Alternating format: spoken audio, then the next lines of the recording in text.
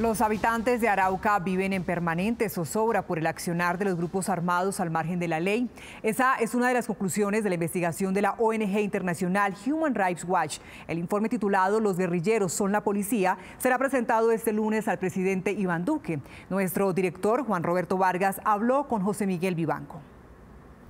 Señor José Miguel Vivanco, gracias por atender a Noticias Caracol. Al contrario, un placer estar con ustedes. Bueno, tengo en mi poder este informe que presentó usted esta semana aquí en Colombia y que causó mucho revuelo. Quiero arrancar por tal vez lo más llamativo y después entramos en detalle. El título, y voy a mostrarlo, dice: "Los guerrilleros son la policía". Esta conclusión, que es, se le pueden dar todos los calificativos: dramática, le han dicho exagerada, le han dicho irreal, otros dicen durísima. ¿Es de quién? ¿Es de ustedes, de Human Rights Watch, o de quién es? Es de un policía. ¿De un policía en dónde? De un policía de Arauca.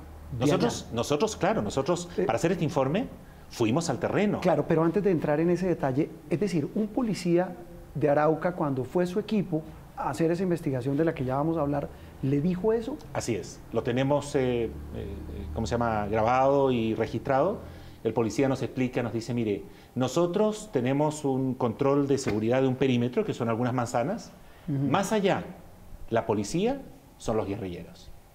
Así de crudo. Ahora sí, señor Vivanco, ¿cómo llegan ustedes a este informe que tiene ¿cuántas páginas? Casi 70. Casi 70 páginas, y que tiene una cantidad de conclusiones durísimas, digo yo, muy difíciles de entender. Claro, muchos las conocen, pero nadie se atrevía a decirlo con tal crudeza que prácticamente yo leo una frase aparte de la del título: "Los grupos armados ejercen un feroz control social entre la población civil".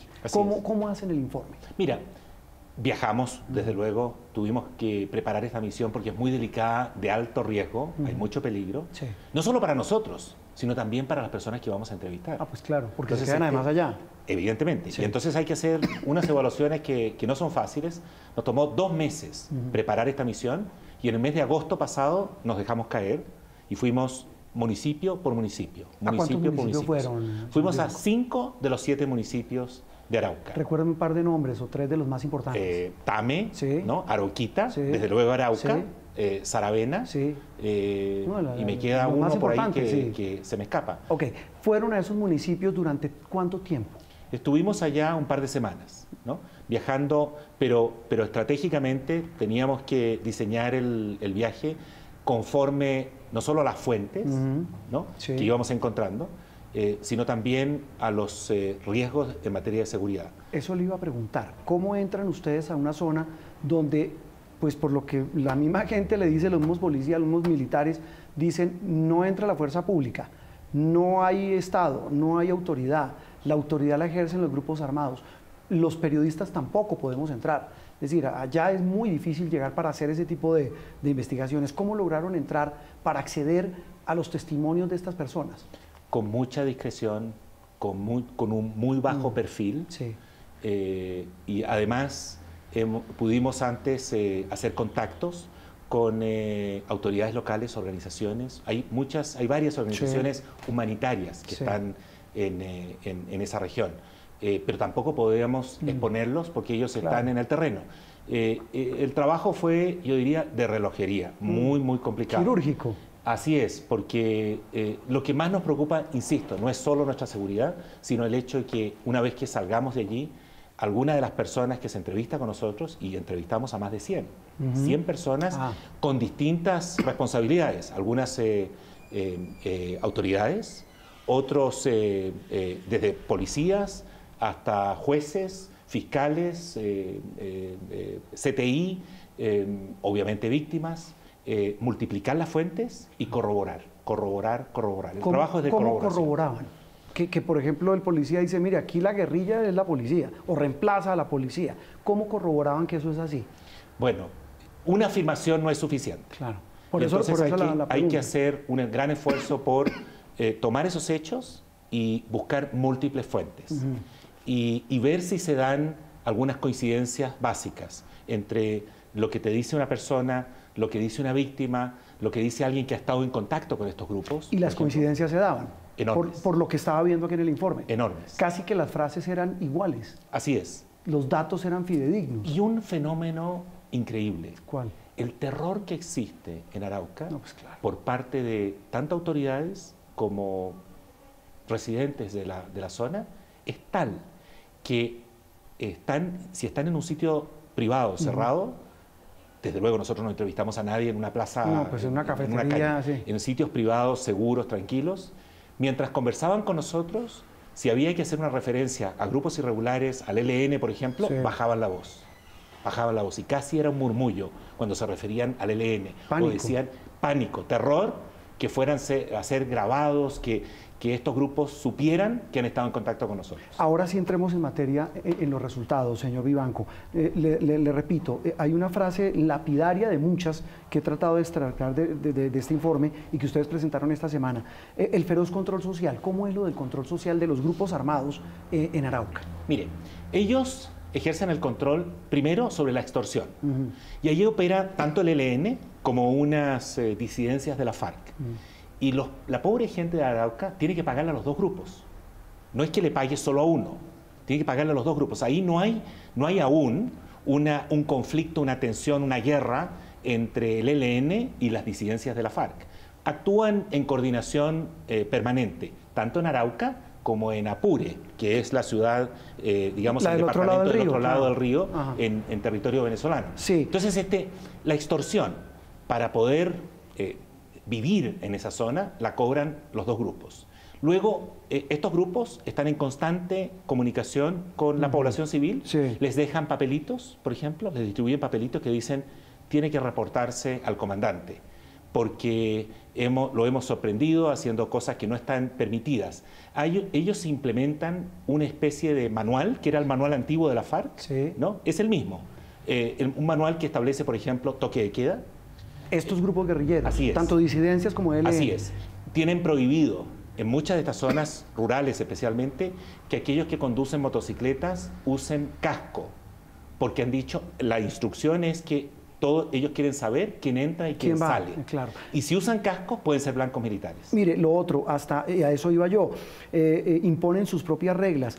¿Cómo es eso de que controlan, según el informe, que no se cometan delitos sexuales, que no haya robos? ¿Cómo es eso? No, esto hay que aclararlo y te agradezco la pregunta. Los delitos sexuales y las atrocidades las cometen ellos. Claro, pero ellos no que otros, no que llegue otro a cometerlas. Ellos tienen licencia para hacer y deshacer. Sí, ellos están involucrados en asesinatos, torturas, son desapariciones, violaciones, reclutamiento de menores. Es decir, todo lo que te cabe en el Código Penal. Y todos los vejámenes a los que puedan someter a una población civil inerme e indefensa. Exacto, Okay. y en total indefensión. Ahora bien, ellos también se erigen como la autoridad local. Por eso le preguntaba. Y ellos advierten que ellos están ahí también para resolver los problemas. Si alguna persona, por ejemplo, tiene un conflicto con un vecino, o si una señora es víctima, por ejemplo, de violencia doméstica, recurre a ellos. Y ellos castigan a la persona dependiendo de quién la denuncie. Los castigos van desde una paliza hasta torturas y pueden llegar incluso al asesinato de esta persona. Mira, el año pasado Sí. Asesinaron estos grupos a lo menos 16 personas. ¿Y por qué sabemos que 16 personas? Porque de una manera civiles. civiles, de una manera tan descarada, les colocan un cartel que dice, a este lo asesinamos por ladrón, a este lo asesinamos por violador, a este lo asesinamos por colaborar con la fuerza pública. ¿Qué es lo otro? Que el que hable con un militar o un policía está expuesto a todo tipo de riesgos. Es un objetivo militar. Pasa inmediatamente a ser un sospechoso y la sanción draconiana máxima, obviamente, es la muerte. Mire, señor Vivanco, pues por supuesto este informe levantó una ampolla espantosa en Colombia, porque repito, si bien en muchos sectores se sabe que lo que pasa en Arauca es terrible, que la situación es muy grave, los que hemos podido ir lo hemos constatado cuando podíamos ir. Pero la sensación que queda es que, mire, le leo tres frases. Las autoridades, entonces el Ministerio de Defensa emitió un comunicado y dice, no, si hay presencia de la fuerza pública. No es cierto que la guerrilla sea la policía. El gobernador nuevo de Arauca dijo, la situación pues es difícil, pero no es como la está pintando el señor Vivanco y su gente. Están como exagerando, está dramatizando algo que tampoco es así. ¿Es exageración lo que encuentran ustedes? No, lamentablemente. ¿Qué más quisiéramos que alguien nos demostrara con buenos argumentos, con pruebas y con evidencias, que estamos profundamente equivocados, que nos equivocamos de región. O que están exagerando. O que estamos exagerando, que realmente la situación es una situación mucho mejor de la que ya existe. Ojalá alguien pudiera contrastar este informe y demostrar con hechos, con pruebas objetivas, serias, que este informe no tiene base. Lamentablemente, me parece que es una película muy fidedigna de lo que allí ocurre. Y le digo más, señor, cuando el Ministerio de Defensa señala que hay fuerza pública, hay presencia de fuerza pública, hay nosotros no estamos discutiendo eso. De hecho, hay que reconocer que durante este gobierno se ha incrementado, y lo decimos en el informe, la presencia del ejército en Arauca, lo cual es importante. Sin embargo, la función primordial del ejército en Arauca, y esta es la política que se ha adoptado, es el resguardo del oleoducto de las instalaciones de Ecopetrol, algo que es naturalmente un objetivo estratégico importante, nadie discute. ¿Cómo logran ustedes establecer eso? Porque esa es la política oficial, o sea, no es nuestra interpretación, esa ha sido la política y tiene sentido, no es absurdo, no es irracional que el ejército esté allí para proteger Ecopetrol. Pero sí es absurdo. Pero esa es una de las materias que queremos tratar mañana. Es un sinsentido. Queremos tratar precisamente esta materia mañana con el presidente Duque. Se va a reunir con el presidente. Así es, porque creemos que sin abandonar, desde luego, un objetivo estratégico tan importante como es Ecopetrol, habría que revisar y balancear un poco y buscar que ese ejército que está allí, o quizás fuerzas adicionales, puedan también cumplir tareas de protección. Pero quiero advertirte una cosa, la solución para Arauca no es militar, no se resuelve el problema. Ojalá fuera un problema meramente militar, donde hubiera mayor presencia de policías y de fuerza pública, de ejército, y con eso se resuelve el problema. La solución de Arauca es de justicia, ahí no hay administración de justicia, ahí no hay jueces. Los fiscales están completamente sobrepasados. ¿Cómo es la historia? La tengo acá, que también me impactó muchísimo en la página 43, que encontraron un fiscal que, imagínense los casos que tratan allá, extorsión, secuestro, asesinato, narcotráfico, entre algunos, y el señor viaja en taxi y ha advertido al fiscal general en Bogotá que está amenazado de muerte, le exigen resultados, le dicen vaya a las zonas y que le toque ir en taxi. Porque no hay recursos. Entonces el fiscal local va a hacer diligencias judiciales en taxi colectivo. Ni siquiera solo para él. No, ojalá fuera un taxi privado, es un taxi colectivo. No es un Uber, ¿no? Es un taxi colectivo que sale a algún sitio a buscar un taxi colectivo para hacer una diligencia judicial. Eso no puede ser, se lo planteamos al doctor Espitia, al fiscal general. Me parece que no lo sabía. ¿Y qué les dijo? Y reaccionó muy bien. Dijo, mira, en los próximos días vamos a resolver ese problema. Es inadmisible que nuestra gente esté sin los recursos mínimos para operar. Creo que le arrancamos el compromiso de incrementar la presencia allí del CTI y también de fiscales. Otro fiscal que conocimos en uno de estos municipios que lleva, ¿sabe cuántas causas tienes bajo su control? 2.000 causas activas. O sea, casos que le caen a él. 2.000 casos activos.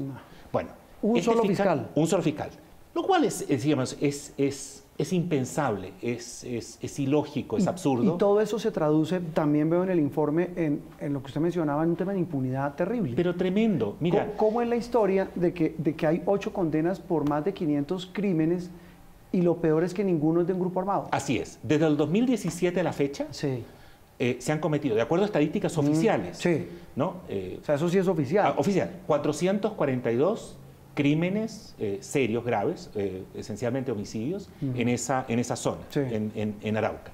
442 casos, de los cuales la Fiscalía ha logrado con gran esfuerzo, los pocos fiscales que están allí, 8 condenas, pero ninguna afecta a los miembros de los grupos irregulares armados, ni al ELN ni a las disidencias. Y estamos hablando de homicidios, desapariciones, torturas, violaciones, en fin. Este fiscal que te decía, que tiene 2.000 causas pendientes, nos mostró una pared donde además de las 2.000 causas o casos, él tenía 32 cajas con causas o casos vigentes, actuales. Pero nos confesó, no tengo idea lo que hay en esas cajas. No puedo. ¿Qué horas? No puedo. Señor Vivanco, muchas gracias. De verdad un gusto que nos haya atendido en Noticias Caracol. Al contrario, un placer. Caracol. El departamento de Arauca ha sido blanco de graves ataques a la fuerza pública. El más reciente ocurrió en Tame y dejó 4 policías heridos. En las calles de sus municipios reina el temor entre sus habitantes por la presencia de los grupos armados que este fin de semana quemaron un bus de pasajeros. Así se ven las calles de algunos municipios en el departamento de Arauca. Viviendas, buses e incluso pasacalles dan cuenta de la presencia de los grupos armados al margen de la ley que tienen atemorizados a sus habitantes. Acá se hace lo que ellos dicen o uno se muere.